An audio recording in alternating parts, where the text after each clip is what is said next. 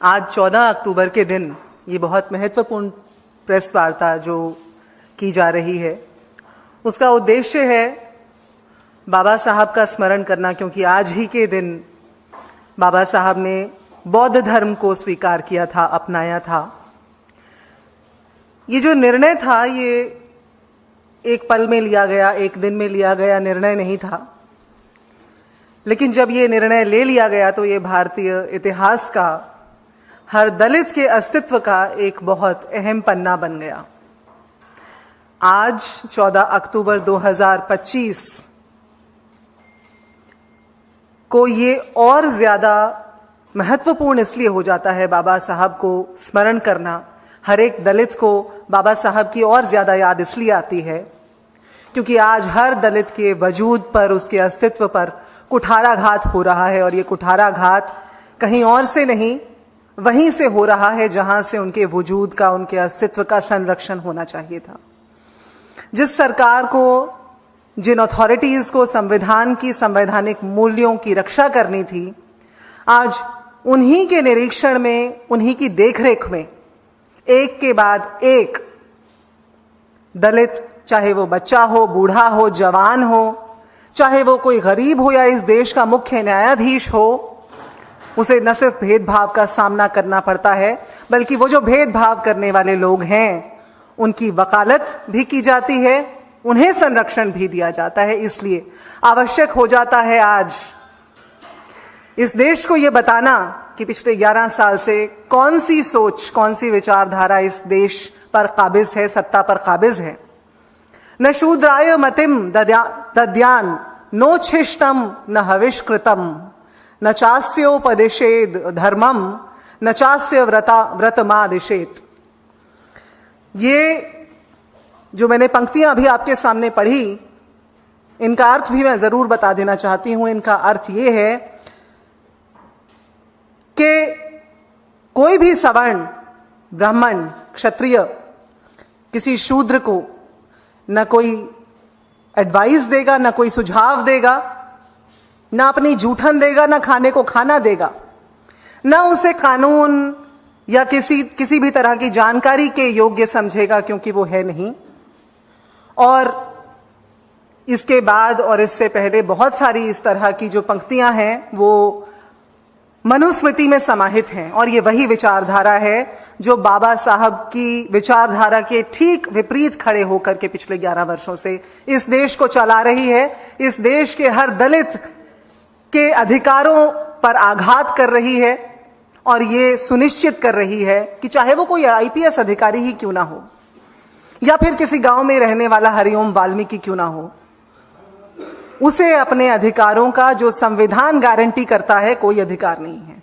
उसे उसके अधिकारों से कैसे वंचित रखा जाए, लगातार इस देश के अंदर इस बात को सुनिश्चित किया जा रहा है, और सुनिश्चित करने वाले इस देश के जो सबसे ऊंचे पायदान है वहां पर बैठे हुए दिखाई देते हैं। आज ये बाबा साहब की आत्मा भी कहीं देखती होगी तो रोती होगी। आज का ये दिन, जिसे हम धम्म चक्र प्रवर्तन दिन के रूप में स्मरण करते हैं, और ये हर दलित के लिए बेहद एक संजीदा दिन है, बेहद संवेदनशीलता का विषय है।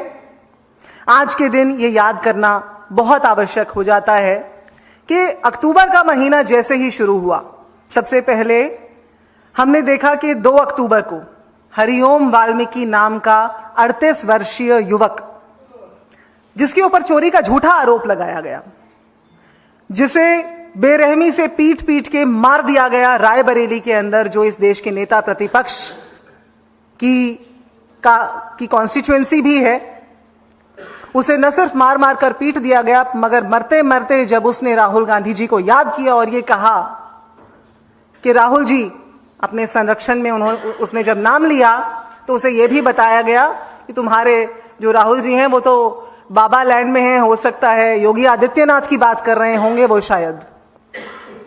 उसके बाद 6 अक्टूबर, बहुत दूर नहीं, चंद दिनों के बाद 6 अक्टूबर 2025 को सुप्रीम कोर्ट के परिसर के अंदर हमारे मुख्य न्यायाधीश, जो इस देश के पहले बौद्ध न्यायाधीश भी हैं, ये बात सबको स्मरण रहनी चाहिए कि वो न सिर्फ इस देश के द्वितीय दलित न्यायाधीश हैं, बल्कि इस देश के प्रथम बौद्ध न्यायाधीश हैं। और आज के दिन, जिस दिन बाबा साहब ने बौद्ध धर्म को स्वीकार किया था, उस दिन इस बात को सोच करके दिल पसीजता है, गुस्से से भी भर जाता है कि कैसे हिम्मत हुई किसी वकील की, खुद 70 वर्षीय वकील, कि वो सर्वोच्च न्यायालय में खड़े होकर के झूठा फेंकने की कोशिश करें इस देश के मुख्य न्यायाधीश के ऊपर। सवाल आज उठता है इस देश के अंदर संवैधानिक मूल्यों के साथ इत्तेफाक रखने वाले हर उस दिल में जो इस लोकतंत्र के अंदर विश्वास रखता है कि क्या ये इससे पहले, इसके बाद किसी सवर्ण न्यायाधीश के साथ किया जा सकता था?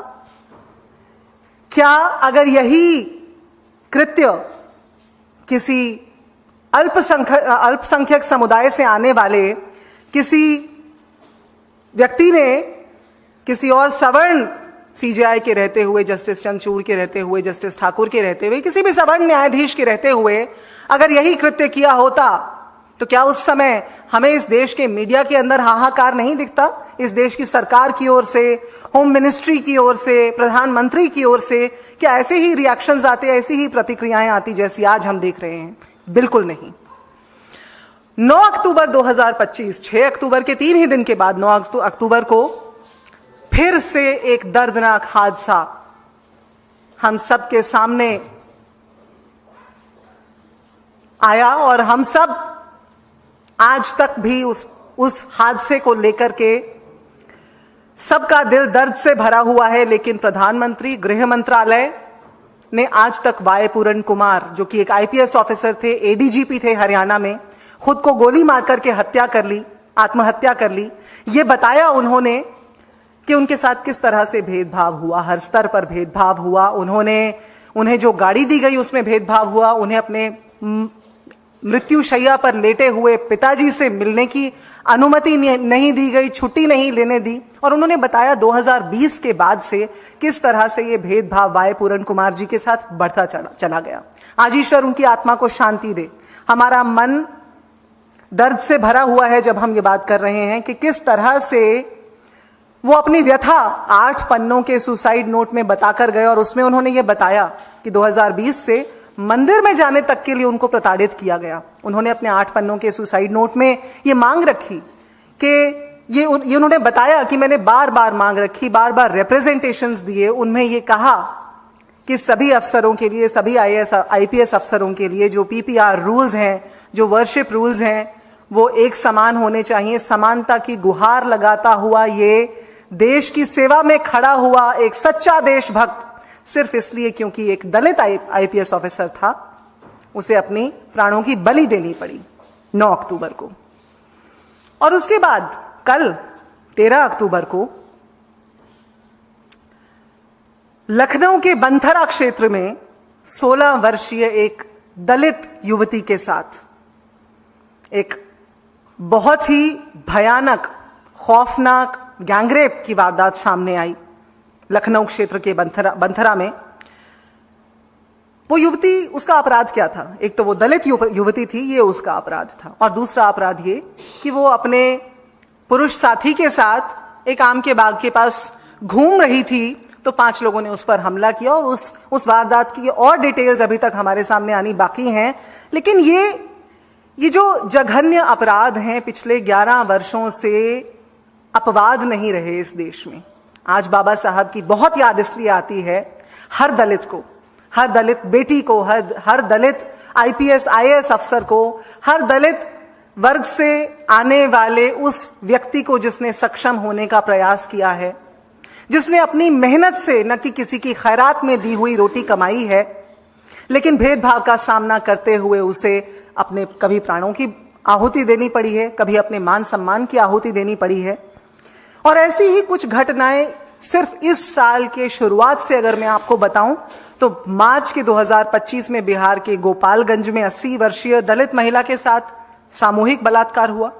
अप्रैल 2025 में राजस्थान के सीकर में एक दलित युवक के साथ शराब की बोतल से यौन उत्पीड़न किया गया। उसी महीने के अंतराल में बरेली के एक क्षेत्र में एक मूक बहरी दलित लड़की के साथ जघन्य अपराध हुआ, सामूहिक बलात्कार हुआ, उसके निजी अंगों को जलाकर राख कर दिया गया और ऐसी ऐसी भयानक तस्वीरें सामने आई कि जिनकी का विस्तार भी नहीं किया जा सकता, करना अच्छा भी नहीं लगता, जिनके बारे में सोचना भी दुखद है। 19 अगस्त 2025 को मध्य प्रदेश में एक दलित युवक की हत्या उसके सवर्ण ससुराल वालों ने कर दी। 29 सितंबर, उसके थोड़े ही दिनों के बाद राजस्थान के जोधपुर में एक दलित छात्र पर भाजपा नेता का स्वागत न करने पर हमला किया गया। 4 अक्टूबर 2025 को गुजरात में एक दलित मजदूर को मंदिर में प्रवेश करने पर पीटा गया और ये जो फहरिस्त है यहीं ना यहां से शुरू हुई थी ना यहां रुक जाती है। आज का ये जो दिन है, इन घटनाओं को याद करते हुए ये सोचने का दिन है कि क्यों इस देश की सरकार क्यों सुध नहीं लेती उस भेदभाव की जो इस देश के कोने कोने में, चप्पे चप्पे में, उनके देखरेख में आज बढ़ता ही जा रहा है। और जाहिर है क्यों नहीं लेती, क्योंकि हमने शुरुआत में ही बताया और बार बार बताते हैं, इस देश के नेता प्रतिपक्ष माननीय श्री राहुल गांधी जी बार बार ये बताते हैं कि किस तरह से इस देश की सभी अथॉरिटीज पर, सभी जहां जहां से निर्णय लिए जाते हैं उन स्थानों पर आरएसएस और भाजपा ने किस तरह से वहां पर कब्जा करके मनुवादी विचारधारा का प्रचार प्रसार किया है। चाहे वो युवतियों के साथ बलात्कार हो, युवकों का शोषण हो। हमने कल भी एक बहुत ही दुखद घटना के बारे में सुना, पवन जी ने आप सब लोगों को ब्रीफ भी किया था। इन सब वारदातों को देखते हुए मन विचलित होता है, ये सोचने पर मजबूर होता है कि बाबा साहब के विचारों वाले इस देश में, बापू गांधी के इस देश में, बाबा साहब जहां भेदभाव का सामना करके खुद एक काबिल वकील बने और इस देश का संविधान रच गए, उस देश में आज 14 अक्टूबर को उनके धम्म चक्र प्रवर्तन दिवस के दिन ये दिल सोचने पर मजबूर होता है कि क्यों सरकार की चुप्पी है। क्या सरकार की स्वीकृति हासिल है इन सब अपराधियों को? क्या सरकार का संरक्षण हासिल है इन सब अपराधियों को? क्या समानता की बात इस देश में बीते दिनों की बात हो चुकी है? क्या मोदी का अमृत काल वास्तव में दलितों का शापित काल है? ये सब बातें आज उस सरकार से, जिनके पूर्वजों ने 1949 में आरएसएस ने इसी प्रदेश के दिल्ली के अंदर रामलीला मैदान में बाबा साहब अंबेडकर के पुतले फूंकने का काम किया था। क्यों? क्योंकि वो हिंदू कोड बिल लेकर आने वाले थे। उन बाबा साहब की विचारधारा में पूर्ण विश्वास रखते हुए मैं आज ये पूछना चाहती हूँ इस सरकार से, प्रधानमंत्री मोदी से, इस देश के गृह मंत्री से, कि क्यों नहीं वो जाते वाई पूरन कुमार के परिवार से मिलने? क्यों उन्हें भरोसा नहीं दिलाते कि ये सरकार दलितों के खिलाफ या किसी भी इस देश के नागरिक के खिलाफ होने वाले भेदभाव में उनके साथ खड़ी है? क्यों प्रधानमंत्री मोदी ने बहुत देर कर दी थी इस देश के मुख्य न्यायाधीश, जो इस देश के पहले मुख्य न्यायाधीश हुए और दूसरे दलित न्यायाधीश हुए, उनसे बात करने में क्यों बहुत देर कर दी थी? क्यों इस देश के प्रधानमंत्री के मुंह पर ताला लगता है जब दलित की प्रताड़ना की बात आती है? क्या ये दलित का शापित काल है? आप सबके सवाल। राहुल गांधी जो है वो मिलने गए थे पूरन कुमार जी के परिजनों से। दूसरा, जो केस इन्वेस्टिगेट कर रहा था आईओ, उसने भी आत्महत्या कर ली है पूरन कुमार वाले मामले में। इस पर क्या कहें? बिल्कुल, आज माननीय नेता प्रतिपक्ष श्री राहुल गांधी वाई पूरन कुमार जी के परिवार से मिलने गए और उन्होंने बिल्कुल शब्दों को बिना तोड़े मरोड़े हुए बिल्कुल स्पष्ट रूप से ये कहा है कि हरियाणा सरकार को, भारत सरकार को ये तमाशा बंद करना चाहिए और सीधे सीधे रूप से इसका संज्ञान लेना चाहिए। जब मुख्यमंत्री ने पर्सनली कमिट किया है परिवार को, तो फिर क्यों आज तक पोस्टमार्टम नहीं हुआ है? मॉर्ग में वाई पूरन कुमार जी की बॉडी क्यों आखिर सड़ रही है? सुसाइड कर लिया उस पे आईओ, आप शायद रोहतक में जो एएसआई है, इससे एक ही भयावह दृश्य हमारे सामने आता है आज कि हरियाणा में कानून की जो स्थिति है, जो कानून व्यवस्था है, वो लचर हो चुकी है, पूरे तरीके से कोलैप्स कर चुका है कानून का ढांचा हरियाणा के अंदर। ना मुख्यमंत्री सुध लेते हैं, ना गृह मंत्री, ना प्रधानमंत्री। बहुत देर हो चुकी है, अब भी जाग जाएं तो अच्छा है, हमें अपने और अवसर गंवाने नहीं पड़ने चाहिए।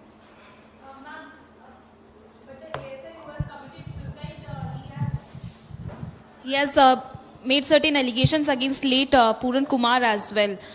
What's your take about it? Because the Congress party is saying that there should be justice in this case, but now the allegation which is being alleged against Mr. Puran Kumar, what's your reaction to that? Absolutely. The Congress party has forever stood for the cause of justice. We firmly believe we have resolved since ever the cause of justice. In fact, you would remember the Honorable Leader of Opposition had carried out a Bharat Jodo Nyaya Yatra earlier, and taking the same stance forward today, I would say that indeed both these incidents are absolutely shocking. And if the Prime Minister of this country, the Home Minister of this country have still not understood what is the state of law and order in the state of Haryana, which is being ruled by the BJP for the third time, and when they came with the majority this time, they said that, we are going to ensure that the state of affairs in Haryana is good. It rather seems to be collapsing. First, it was an ADGP whose body still lies in the morgue, is awaiting post-mortem. His wife being an IAS, imagine the plight of a common citizen of Haryana.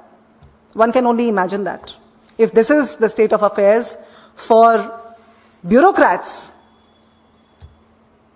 so law and order has completely collapsed in Haryana. इसके अलावा एक सवाल ये है कि अफगानिस्तान के जो विदेश मंत्री आए थे उसको लेकर कांग्रेस ने भी सवाल उठाए। आज जावेद अख्तर साहब ने एक बात कही कि एक तरफ आप आतंकवाद को खत्म करने की बात करते हैं, आप एक आतंकी आज अभी हम इसी मुद्दे पर बात करते हैं, बहुत गंभीर मुद्दा है बाबा साहब का, क्योंकि कांग्रेस ने भी सवाल उठाए थे, लेकिन वो कह रहे हैं कि शर्म पहले इसी मुद्दे के सवाल खत्म कर लेते हैं। तेलंगाना में 2 साल से आपकी सरकार है, बहुत सियासत हुई थी, उस वक्त भी बहुत मुद्दा उठाया गया था। 2 सालों में आपकी सरकार ने रोहित वेमुला को न्याय दिलाने के लिए क्या किया है? कांग्रेस चाहे इससे पहले सत्ता पर काबिज रही हो, चाहे आज की बात है, न्याय हमारी कार्यप्रणाली के केंद्र में है। और मैं बिल्कुल इस बात पर आपको ये कहना चाहूंगी कि कर्नाटक के अंदर भी जो सरकार है वो जो भी कदम सुनिश्चित करने चाहिए वो कर रही है। कर्नाटक में, तेलंगाना में, हिमाचल में, जहां जहां हमारी सरकार है, सभी जगह पर जो केसेस हैं, मैं बिल्कुल ठीक से ये नहीं जानती हूं आज उस केस की क्या स्थिति है, किस स्टेज पर है। केस जिस स्टेज पर होगा उसके अकॉर्डिंग वहां जो किया जाना है, मैं आपको ये आश्वासन दे सकती हूं, निश्चित तौर पर किया जा रहा होगा।